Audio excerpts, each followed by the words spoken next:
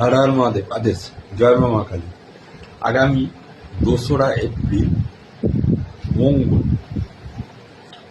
মীন রাশিতে যাবে। এই মীন রাশিতে প্রথমত রবি বসে আছে সেখানে, দ্বিতীয়ত হচ্ছে শনি বসে আছে এবং মঙ্গল গিয়ে সেখানে এই দুটো গ্রহের সাথে জয়েন্ট। একদিকে শনি মঙ্গলের বীজ যোগের সৃষ্টি হবে, আর একদিকে রবি মঙ্গলের স্বরাষ্ট্র যোগের সৃষ্টি হবে। তো এই দিনই 2রা এপ্রিল হনুমান জয়ন্তী, এবং যাদের জন্মছকে মঙ্গলের কোনো অশুভ প্রভাব আছে তাদেরই জ্যোতিষশাস্ত্রে একটা খুব বড় উপাচার দেওয়া হয় যে তারা বজরংবলীকে স্মরণ করলে পরে তাদের জীবন থেকে সমস্ত রকম মঙ্গলের অশুভ প্রভাব কুপ্রভাব দূর হয়ে যায়।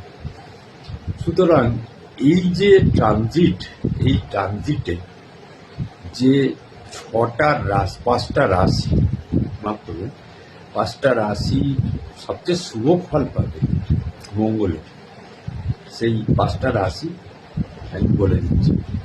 প্রথম হচ্ছে মেষ রাশি, দ্বিতীয় হচ্ছে সিংহ রাশি, তৃতীয় হচ্ছে তুলা রাশি, চতুর্থ হচ্ছে বৃশ্চিক রাশি, আর পঞ্চম রাশিটি হচ্ছে কুম্ভ রাশি।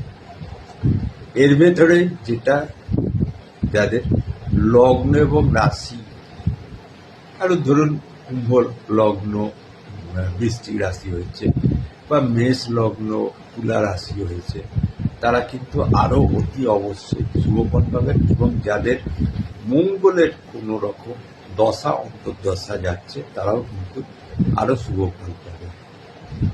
আর বাদ বাকি রাশির ক্ষেত্রে খুব একটা শুভ দেবে না, তবে আপনারা বজরংবলী শরণাপন্ন হন, প্রত্যেকেই শরণাপন্ন হন, এবং বজরংবলী ওই দিনটে বজরংবলী নানা রকম উপাচার দেখে নেবেন।